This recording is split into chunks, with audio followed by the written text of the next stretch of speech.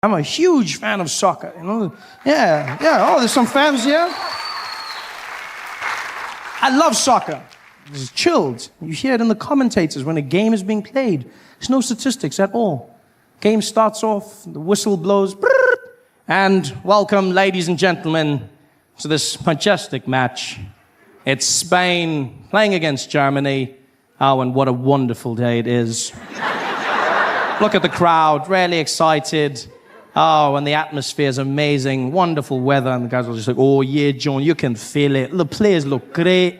It's wonderful. What do you think's going to happen today, Martin? Oh, nobody knows. I can't even remember the last time I saw a game this good. Americans will remember. Americans will go back to the finest statistic. The last time a black man scored using his left hand, jumping over a mixed race, half Indian, was in 1967 when they're like, what? This is madness.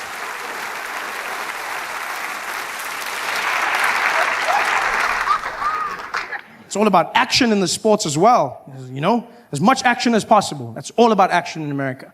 Guys are so action-focused, you will take the ball away from the other team if they do not give you enough action. I've never seen that in my life.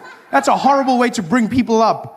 You go to the other team, you go, hey, you guys, you take the ball, and you've got 24 seconds to get the ball in that net. 24 seconds! And if you don't do it, we're gonna give the ball to the other team. You hear me? We're gonna give the ball to the other team. Yeah, we know there's a lot of black guys. You try to get past them. That's up to you. Go! 24 seconds later, bah! You guys, you try. All about action, you know? Because America's different. It's different from the rest of the world. And you don't really know how different America is, though, until you get here. That's the one thing I will say. You know, you think you know. But then when you land in America, in your airports, that's when you know this place is different. Because American airports, unlike airports everywhere in the world, which have a certain level of joy and just all around happiness, American airports, they're like concentration camps. It's just, you know, it's just people walking barefoot in single file.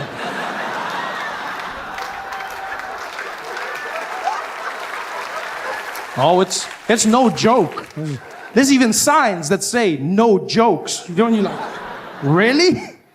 It's just insane. You walk through those airports and you have to do things in American airports you don't do anywhere else in the world, you know? Like you have to take your shoes off. Your shoes come off. And you don't know this as a foreigner, but they don't care. They're just like, yo, take your shoes off. I'm like, my what? Your shoes, take them off. I'm like, why? For safety, sir. I'm like, I'm keeping them on for your safety, my friend. You don't do this anywhere. I remember flying into Dubai one year, and as we get into the airport, this woman, an American woman, started taking off her shoes and those guys. I mean, you must understand, when you're in the Middle East as a woman, you're already a sin. And now to be taking your clothes off in public, these guys lost their mind. They were just like, what are you doing? What are you doing? Yo, what are you doing? She's like, I'm taking my clothes off. They're like, no, what are you doing? She's like, I'm taking them off. Why are you taking your clothes off? She's like, so the machine works. She's like, no, this is a machine, not your husband. You don't need to get naked. Put your clothes on and walk through, you whore. You don't do it anywhere else. But then you come out here, you have to take off your shoes and you have to take your jacket off to walk through the metal detector. And they are mean about it. They will shout to you. They're like, you, take it off. And you don't know what to take off. You don't take it off anywhere else, so you don't know what to take off.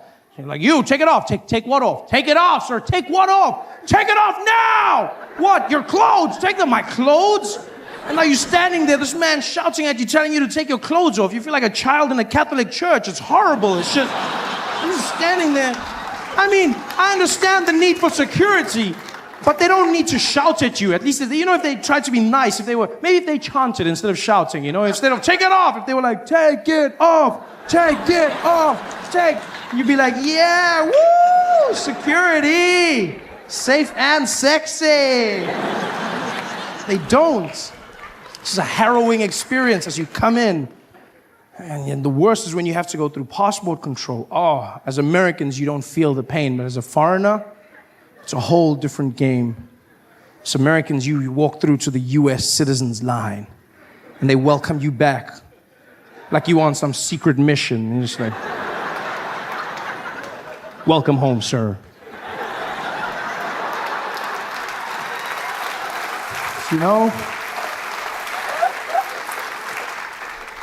when you're a foreigner, you have to wait in a super long line, you know, and then they tease you. The line goes right to the front, and then it comes back, and it comes back, and you finally get there, and you have to wait for that, and, you know, and they're standing there, and the guys are like, sir, come on, sir, step forward, step forward, sir, step forward, forward, back, behind the line, sir, back, get back, sir. Get back. You know, it's a stress. You're standing there, and now you have to answer questions. Horrible. Like you don't understand. It's the stress, you know. You're standing there, and you don't want to get any of the questions wrong, because just like school, they'll send you back. So you stand there, and you have to answer them into a microphone that's placed strategically low, almost so that you have to bow to the American as you answer every question of his. I ask you these questions you feel like you know the answers to, but when you're there, I mean, I just handed the man my passport, to which he replied, "Is this you?" Never before have I felt so much pressure to look like myself. I was like, I was younger then. It's horrible. And then he starts rattling them off. It's your first time in the United States of America, sir? Yes. Your first time, sir, is that correct? Yes. Sir, what is the duration of your visit out here? I'm going to be here for 6 months. 6 months, sir? Is that correct?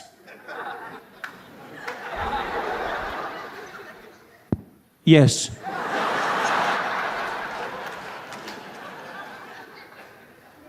Sir, what is the purpose of your visit in the United States of America? I'm here for holiday. Holiday, sir?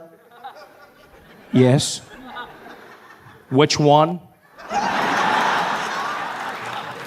My one. Could you elaborate, sir? Holiday. Yeah, what do you mean holiday, sir? You know, like holiday, like, woo, woo, woo. Yeah, holiday. Woo, yeah. Holiday. You mean vacation, sir? Battery. Yes, of course.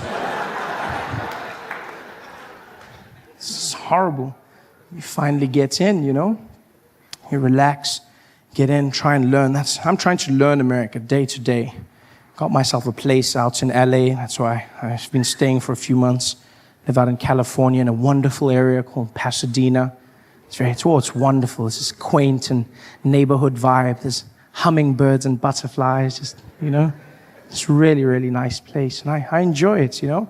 The only thing is it's hard to start life in America. That's one of the hardest things I found. I have to get everything together, you know, like open a bank account, which was interesting. I was sitting there in the bank filling out forms, because when I got to a section when filling out the forms that you don't have back in South Africa anymore, and that is you have to fill out your race. You know, there's a box that says tick your race, and there's white, black, Hispanic, Asian, and other. And I was looking at the woman, and she was really helpful. She was like, she's this blonde woman, and she was like, yeah, you can go ahead and fill out everything you need to, and yeah, we'll just go ahead and open that bank account. I said, okay, I don't know what to do here. And she was like, let me have a look. Well, you just go ahead and tick whatever race you want to go with. I said, what do you mean, whatever race? She was like, well, look, it's just for statistical purposes, so like you can choose whatever you want, and then you can do it. And I was like, choose whatever? I was like, I've never been given that option before. Now, I looked at the boxes, and I mean, there was black. That's the reason I came. The black box was there. I was like, well, that's it. I'll choose it. But then I looked to the left, and there was the white box. And, oh, it looked good. It just... I mean, don't get me wrong. It was the same as the other boxes, but there must have been a reason it was first in line. It's just like, you know, that was prime box right there. That was just, I looked at that white box and I was like, yeah, Yeah, and so I looked at her and I said, any box? And she was like, yeah, any box.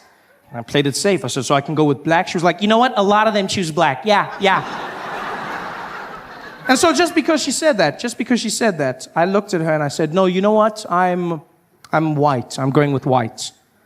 And then she did this thing that I've come to learn as the reaction of white liberal women in America. Whenever they hear something or see something that they can't truly comprehend, they don't agree with it, but for fear of being judged, they internalize their emotions. And then they almost have like this malfunction, like a robot. I don't know if it's amazing to see. Because as soon as I said white, I said, I'm going with white. She went, I'm sorry, did you say white? I said, yes, white. I'm white. She was like, okay, like white? Yeah.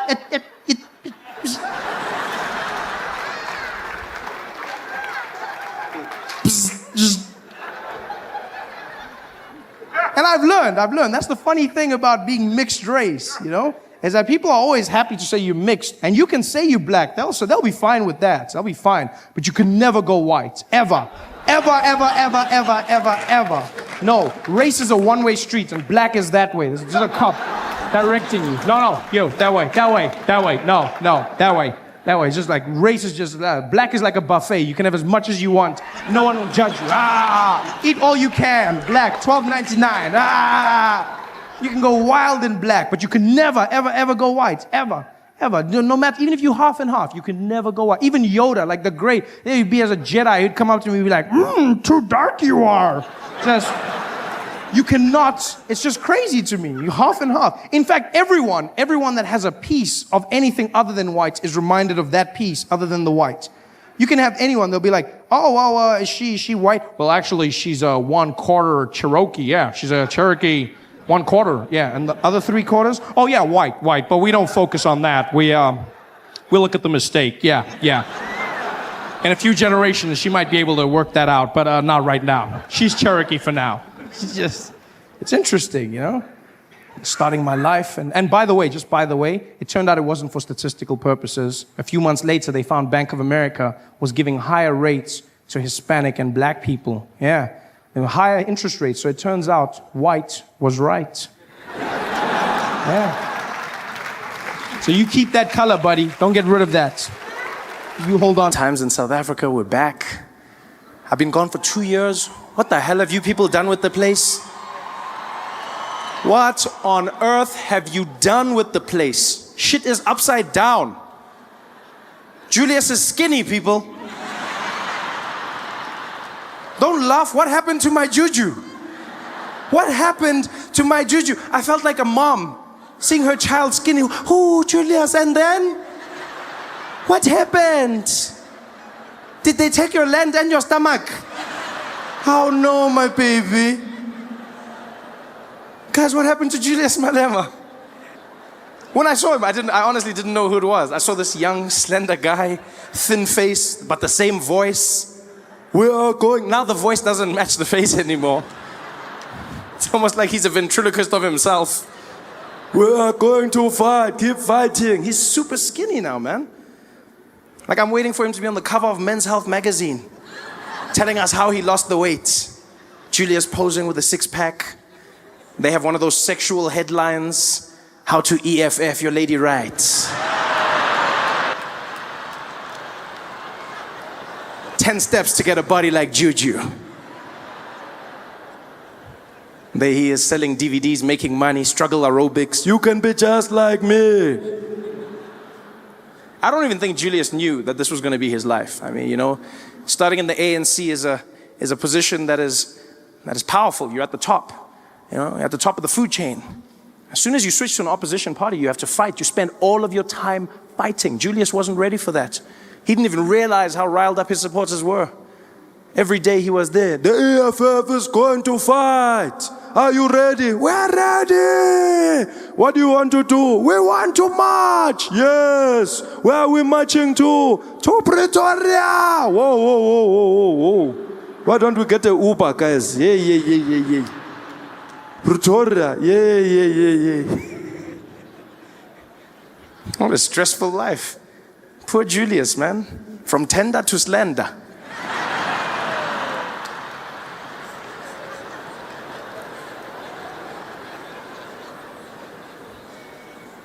I miss it. I watch Parliament now again.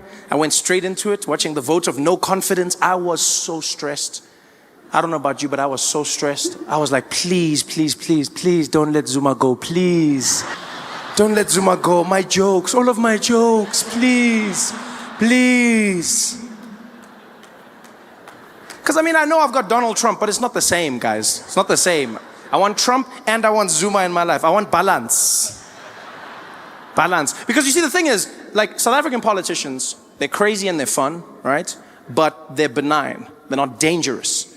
It's just fun and games. You know, I'm going to watch Julius. He's going to be there having his vote of no confidence, busy causing chaos. I love that watch. I watch that in America all the time. I don't think you understand. I don't know how to explain it to Americans, but it's so much fun. It's just Julius up there causing chaos every single day. We are here today again. We are going to vote out a criminal. Guys are there. Out of air. Point of order. Point of order. Point of order, Honorable Malema. Point of order. You can't say that. Retract. Okay, I don't want to get kicked out. I retract. I am here because we want to kick out a crook. Honorable Malema, retract. Retract that, Honorable Malema. Retract it immediately. I retract. We want to kick out Lemenemene. Honorable Malema. Honorable Malema, retract. Retract. Unconditionally. Okay. I retract. Unconditionally. Here's my question. Why do they have to keep calling the person honorable when they're doing crazy shit? There's people punching and fighting in parliament. Honorable member, stop punching. Honorable member, don't swear. Like, is that the rule? You have to say honorable member for whatever it is? Eh? A minister can be there shitting on top of the table. Honorable member, hey, skakaka, hey. Honorable member, ukakaka mutafuleng. Honorable member, retract that feces now. Honorable member, retract that feces immediately. Retract that feces immediately, please. I retract. Unconditionally.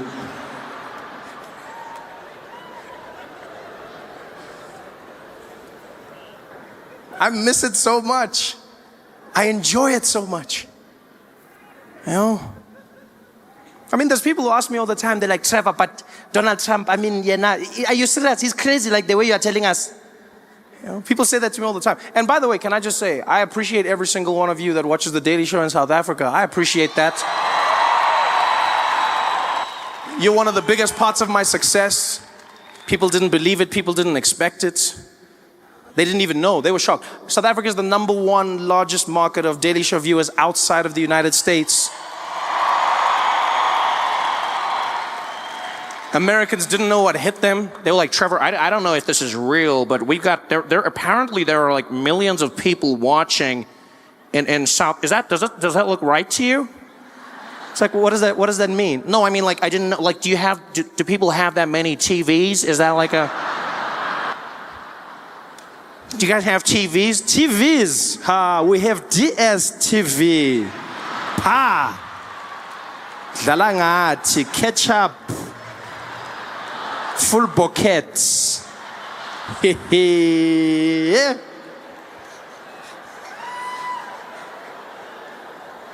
You don't understand how many stupid questions I still get people asking me. Trevor, so like coming from Africa, is it different for you? Is it like totally different? Have you guys got like animals in the streets running around? I'm like, guys, we don't have animals. Come on, man. What do you take us for? And then a few weeks after I had that fight, South Africa, you guys come and hold me back. Just after I fought with people telling them there's no animals in the streets, I see a headline from the Sunday Times. Zebra blocking traffic on N1 highway.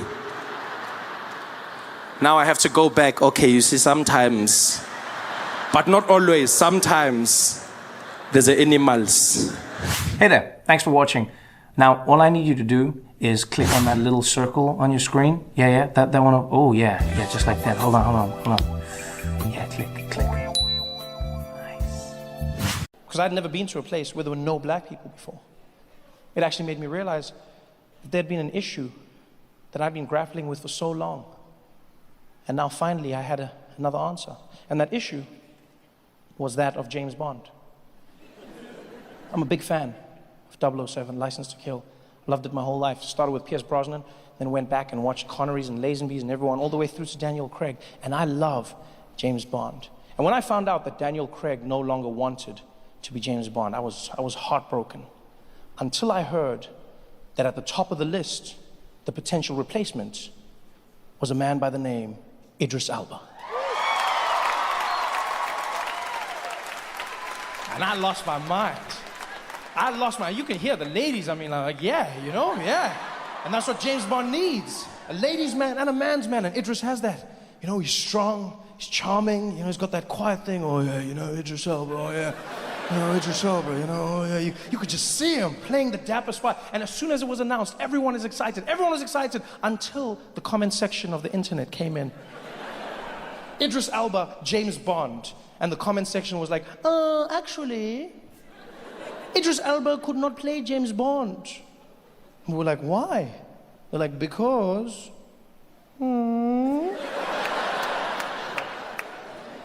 Because of the shape of his head? What do you say? What do you say? No, because. Because what? Because he's black! James Bond cannot be played by a black man! And as soon as they said that, the internet exploded. Racism!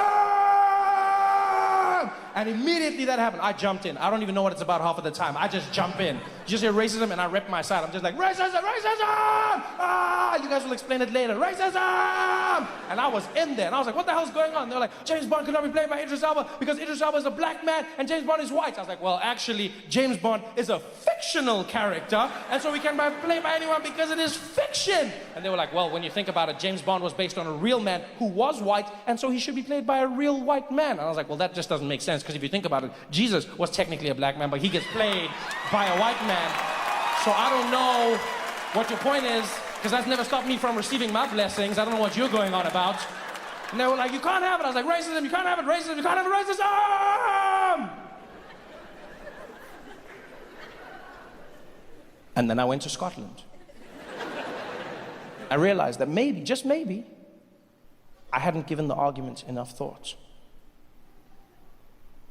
Because I love Idris Elba. I want him to play Bond. But if you think about it, James Bond often operates in places like Scotland and the UK and Europe. Because that's where most supervillains choose to reside. I'm assuming it's for tax purposes.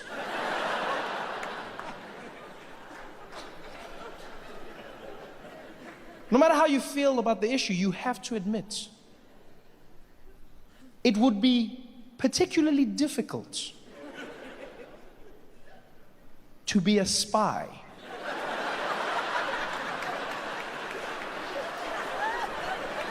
when you are the only black person in town. Your very existence defies your purpose. I'm not saying it's impossible, I'm just saying that would be the toughest James Bond movie that was ever made. Can you imagine that scene? Idris Elba, James Bond, planting the C4, blowing up the bad guy's leg, jumping on a bike, riding into the town square in Edinburgh. The bad guy's right behind him. They pull out their guns and start shooting. The chase is on. Get it, get it, get it.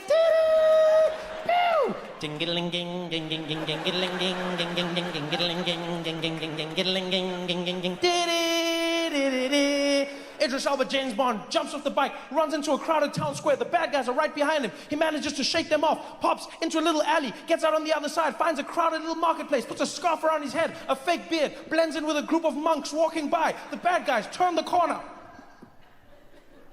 There it is!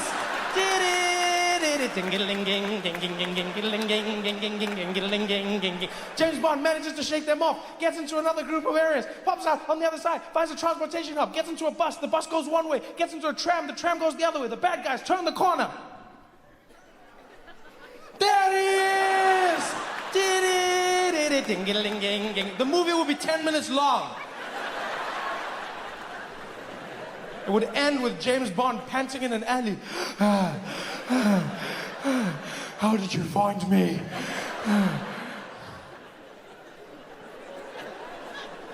We would lose so many epic scenes. Like that moment where James reveals his name. You know that scene in the casino we always wait for? Him dressed in the tux, playing a high-stakes game of baccarat. You can see Idris Elba walking over to the bartender now to place that iconic order. Bartender, I'll take my martini shaken, not stirred. The name's James Bond? I know.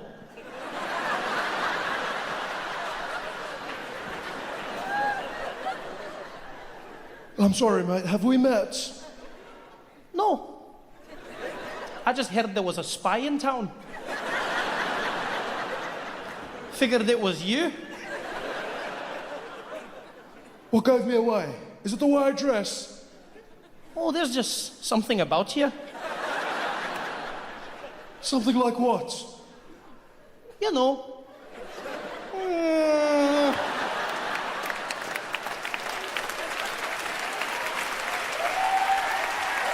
Hey guys, thanks for watching. Make sure to subscribe to my channel so you can win cool prizes. And by prizes, I mean surprise. There's no prizes. It's a free YouTube video, you greedy. Just click the video, man. Why you want free things on free things? Please go crazy and welcome to the stage the wonderful Trevor Noah!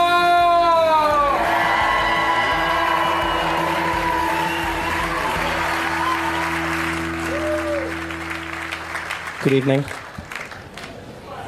Or not. Sorry, I get nervous when I start a comedy set. I find comedies very similar to sex for me. Well, it's exactly like sex when you think about it. You know, just me, the comedian, playing the role of the man, and you, the audience, the role of the woman. Because it's my job to satisfy you, and you just have to sit there.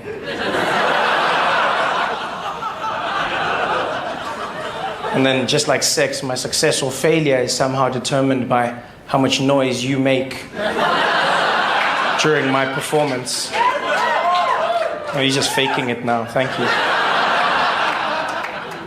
It's a one-sided affair. So I hope you aren't the quiet types.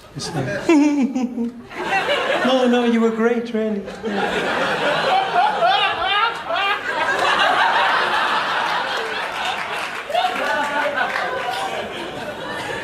Makes it worse when a guy laughs in the middle of it. It's not meant to be funny. This is my first time in Australia, and I must say I'm enjoying it. After 2 days of traveling to get here, I finally arrived, and it's quite a quaint place. It wasn't supposed to take me that long. We were delayed. First delay was I got to the airport in Johannesburg. I was on a Qantas flight, and they said, sorry, sir, there's a bit of a delay. I said, how long? They said, 24 hours. So that's not a delay, that's cancellation. So that's another day. So they said, come back tomorrow. I came back the next day, and then we tried it again, and this time we were on the plane, and then there was another delay of about 4 to 5 hours where we were stuck on the tarmac, and the plane couldn't take off because the airplane wasn't balanced. I've never heard of that in my life. That's what the pilot said, and because he's a pilot, we believe him. He just said it, because the pilot sounds serious when they're saying it. He came on, he said, ladies and gentlemen, I've got a bit of a problem on the plane. Don't know what's going on. Seems like it's not balanced, but we'll have to check on what's going on, and we'll get back to you as soon as we know. And I won't lie. As soon as he said that, I looked at the fat people. But not in a bad way, not in a bad way, just in an objective manner, like, hey, you guys, you can't sit together. You need to sit one on, the plane. Probably you, it's probably you. Speaking of fat people, is Biggest Loser the biggest show in Australia? That's all I see on TV, is just The Biggest Loser. I love that show, it's fantastic. It's always on TV. What a fantastic show. For those who don't know, The Biggest Loser is a show where they try and help fat people lose weight through torture, basically. Yes, both emotional and physical. Yeah. They do horrible things like leaving food in the house that they're living in, then ask them why they're eating it. Why did you eat the food, Kevin? Why did you eat the food? Because it was there and he's fat. That's what he does. That's like his specialty. You knew this before he came. Why are you now acting shocked? They should do a show about the people that make the show and call them the biggest assholes. That's what they should say. That show's not helping anybody. I love it. An amazing show. But yeah, so we were flying. So we flew. Flew from Johannesburg to Sydney. Sydney, you come in, and then you have to leave the airport and then go back into the airport to fly. You go through border control. Very friendly. I must say, Australia, I'm very impressed. Very friendly border control. You guys are very chilled out, very cool. Like visas, not really like needed. Sort of, it is, but not like the. Do you have your visa? No. All right. You know. I learned the secret to getting through from a few Chinese men that were ahead of me is that you just have to irritate the border police, and then they just let you in. There's a guy ahead of me, and the woman was asking him, "Excuse me, sir, where are you going to be staying in Australia?" "No, where are you staying?" Like, kangaroo. No, sir, where are you staying? Kangaroo. No, sir, you can't. No, it's not like, where are you going to be staying? Kangaroo. All right, just go in. I just came in. And he was just like, it was fantastic. Yes. And he had this look when he got to the other side, like it works every time. Just, this knowing look about him. And so you come in, and it seems too easy because it is, because the border control is very chilled, but then you get like to the customs, which is the most hardcore place in the world. I don't know what the hell happened in Australia, but you guys need to chill out when it comes to fruit. People are standing there being strip shirts. Where did you get the apple? I don't care if you can't speak English. You're going to spend a week in quarantine, mate. Where did you get the apple? I don't care. Where's the apple from? You see people, there's a guy that was stopped for weed. Is that marijuana? Well, don't do it again. But you with the apple, back to where you came from. What did fruit do to your country? It's such a weird place getting used to Australia, because you finally come in and then you can't understand anybody. You really, really can't, because like you guys say you speak English, but it's not. It's like you try, but then I couldn't tell. Like sometimes it actually sounds like it's Chinese. I used to hear people making jokes about, there's all these Chinese, but then when you come, you don't know if the Australians are Chinese or not Chinese. Like, because it sounds the same to me, especially like a very deep Australian accent. It's very like people say things, oh yeah, how you go, oh yeah, oh, see, oh, ni hao, oh yeah, ni hao, oh. Ah, yeah. Shishini, now I don't know what's going on here, man. This is very. And then the phrases I do understand don't make sense, like positive phrases, like apparently she'll be right. I don't know who she is and how she applies to me, but this is very important to say in Australia. You also feel it's very important to tell everybody that you have no worries. Yeah, I didn't ask you about your life's philosophy. I just asked you how you were on the day, and you, oh, no worries. Really? Not even one worry? Really, Australia? Are things that good here? No, not even one. Not even prostate cancer. Not even one. Not even North Korea, because those guys are close. I'm just saying. Not even one worry. Yeah. And the strangest one, and this is something I've learned, which I wish you'd teach people before they come, is the correct answer to the phrase "How you going?" is not by aeroplane. I feel it's strange to ask people this when they are traveling. I was flying with Sydney, and then we were going to Melbourne, and I got to the counter, and I said to the woman, "Hi, I'm going to Melbourne, please." And she said, "Oh yeah, how you going?" I said, "By aeroplane." That is why I've chosen this building over here to be traveling in. And she said, no, I was greeting you. And I said, oh, no worries. You guys have been great. Thanks for having me. Have a good night. Forever Noah! Give it up as one.